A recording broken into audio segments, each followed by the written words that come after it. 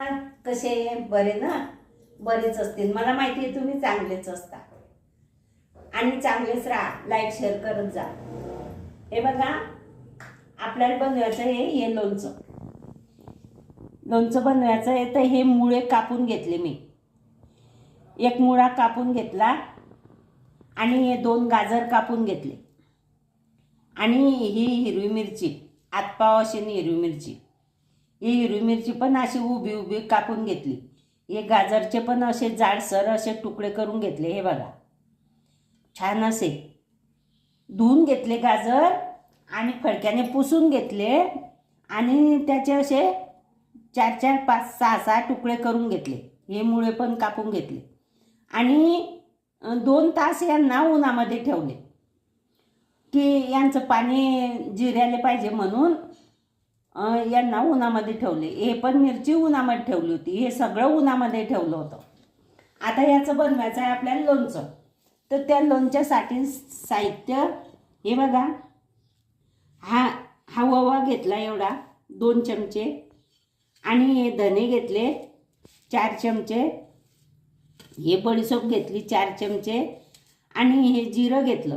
तर हे जिरं जास्त झालं, हे काही एवढं टाकायचं नाही आपल्याला, हे कमी करायचं आहे. याच्यातला 1 भाग टाकायचा आहे, 1 भाग कमी करायचा आहे.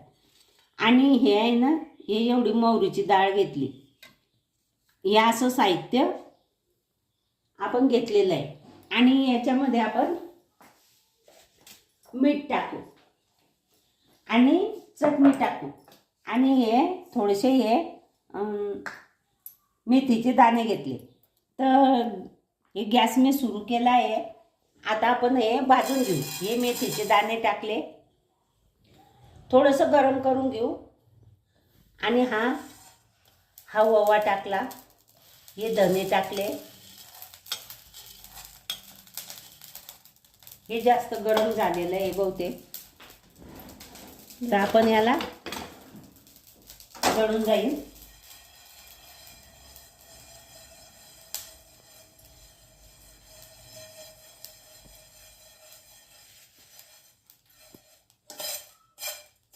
जास्त गरम तापलं होतं ते. तर हे धने पण टाकून घेऊ आणि बडीशेप पण टाकून घेऊ. हे बडीशेप पण आणि हे जिरं पण टाकून घेऊ. याच्यात थोडंसं शेकून घेऊ, जास्त जळू द्यायचं नाही आणि जास्त कच्चं म्हणजे त्याला फक्त गरम करून घ्यायचं, जास्त शेकू द्यायचं नाही. बस हे एवढंच साहित्य लागणार आहे. आणि हा ओवा पण थोडासा जास्त झाला होता. हा ओवा पण काढून घेतला थोडा आणि हे जिरं पण काढून घेतलं. तर आता आपण हे पॅन खूप तापलेलं होतं.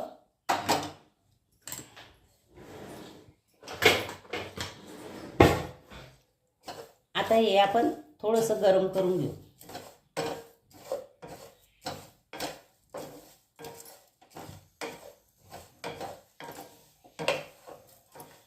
असं छान लोणचं होते. आता बाजारात भाज्या स्वस्त आहे, तर हे नाही तर ते नाही तर हे कोणत्याही पद्धतीनं जायला पाहिजे पोटामध्ये.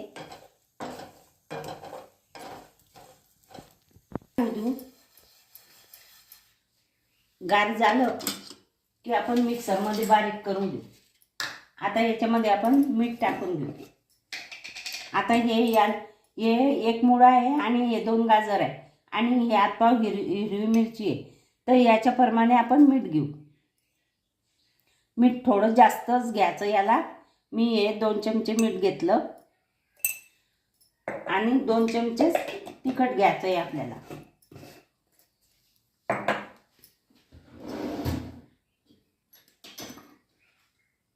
गॅसचं काम झालेलं आहे. आपण गॅस बंद करू. हे बघा,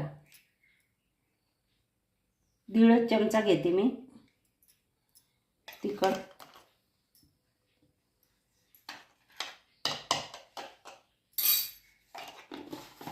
आणि थोडासा हिंग घेऊ.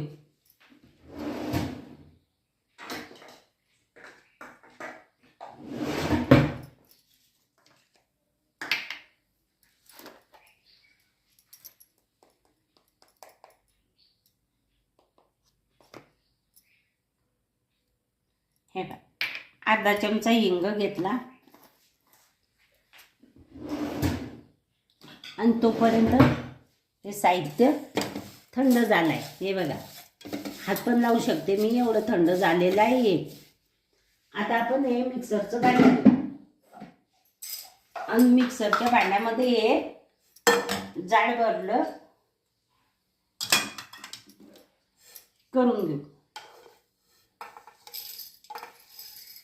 मेथी दाणे घेतले थोडे आणि बडीशेप, ओवा, जिरं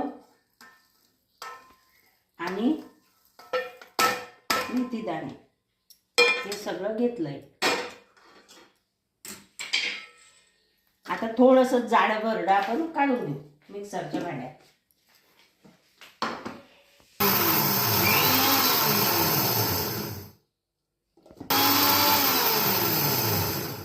हे बघा, आपण काय करू, याच्यामध्ये तेल गरम करू.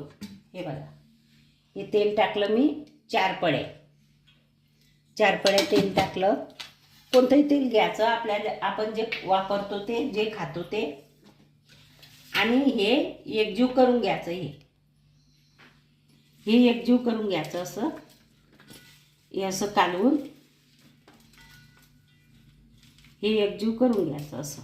म्हणजे हा मसाला झाला की याच्यामध्ये ओतून घ्यायचा.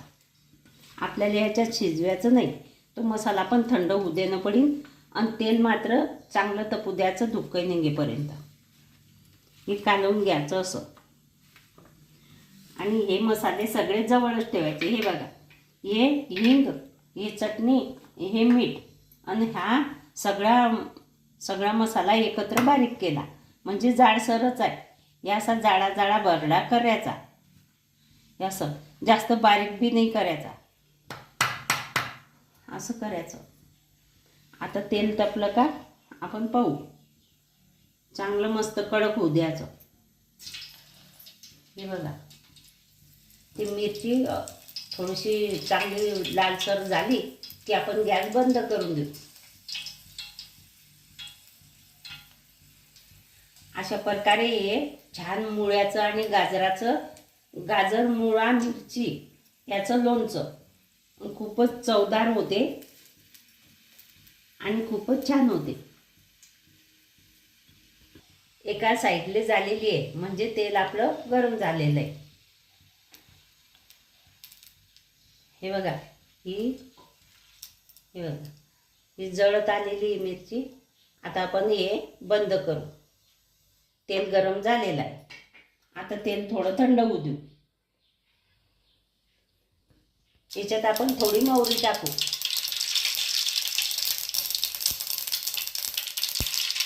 मोहरी छान तळली.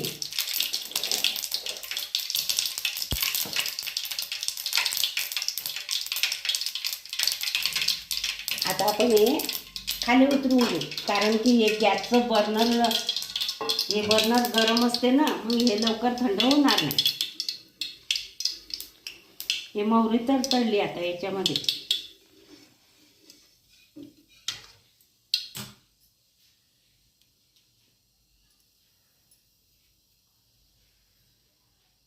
आता हे थंड होते याच्यात.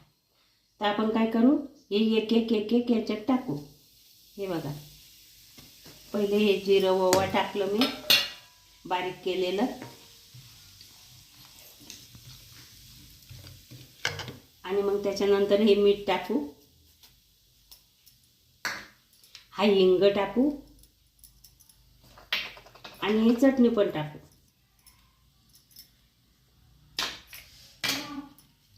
आणि त्याला थंड होईपर्यंत हलवू.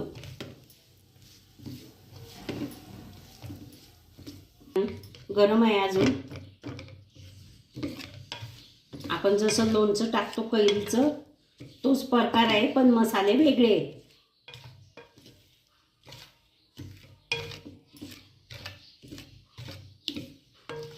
हे जर ओलं आपण कापले आणि याचं जर लोणचं टाकलं तर याच्यात खूपच पाणी असते. या मुळ्यामध्ये तर खूप पाणी असते.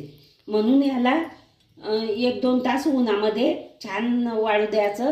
याचं पाणी सगळं तुटू द्यायचं. हे बघा किती कोल्हे वाटत आहे. असे कोल्हे कोल्हे वाटायला पाहिजे. ते कापले तेव्हा खूप ओले होते. आणि हे असं आता हे गार झालेलं आहे, थोडंसं गरमच आहे. तर आपण याच्यामध्ये टाकून घेऊया. हे बघा, हळद राहिली याच्यात टाकायची. आपण हळद टाकू वरून. हे सगळं आपण याच्यात टाकून घेऊ आणि एकजीव करून घेऊ. हळद पण टाकून घेते.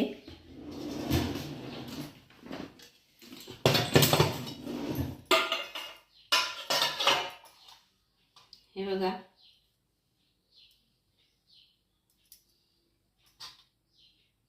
हळद आणि मीठ लोणच्यामध्ये जास्तच पाहिजे. कोणतंही लोणचं टाका तुम्ही, हळद आणि मीठ जास्त. थोडं खारट झालेलं परवडते, पण कमी असले तर खराब होते मग ते लोणचं. म्हणून थोडंसं जास्त टाकलं तर चांगलं राहते. आता हे छान एकजीव करून घ्यायचं. हे बघा,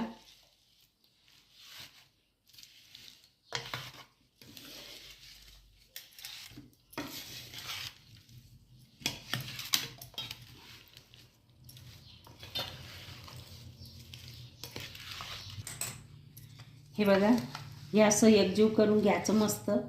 हे असं एकजीव झालेलं आहे. आता याच्यात काय राहिलं टाकायचं तर हा निंबूचा रस. हा एका निंबूचा रस आहे.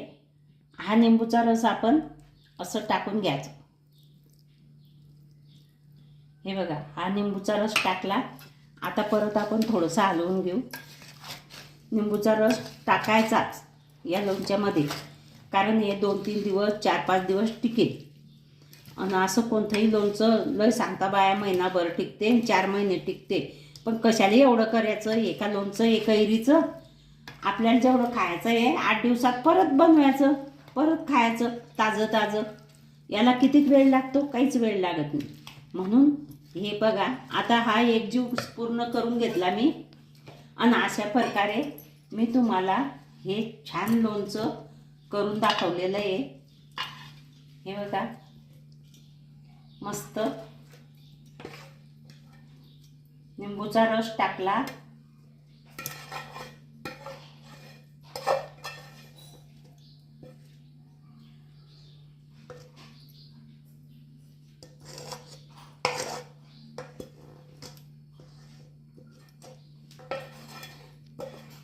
असं छान लोणचं मी तुम्हाला करून दाखवलेलं आहे. हे लोणचं खूपच छान झालंय, मस्त चवदार आणि छान पाहुण्यांना वाढण्यासाठी वरण भातासोबत खायचं एकदम छान झालेलं आहे. असं लोणचं तुम्ही पण बनवा, तुम्ही पण खा. आणि हा व्हिडिओ आवडला, लोणचं आवडलं, लाईक करा, शेअर करा, सबस्क्राईब करा, घंटीचं बटन दाबा बरं का.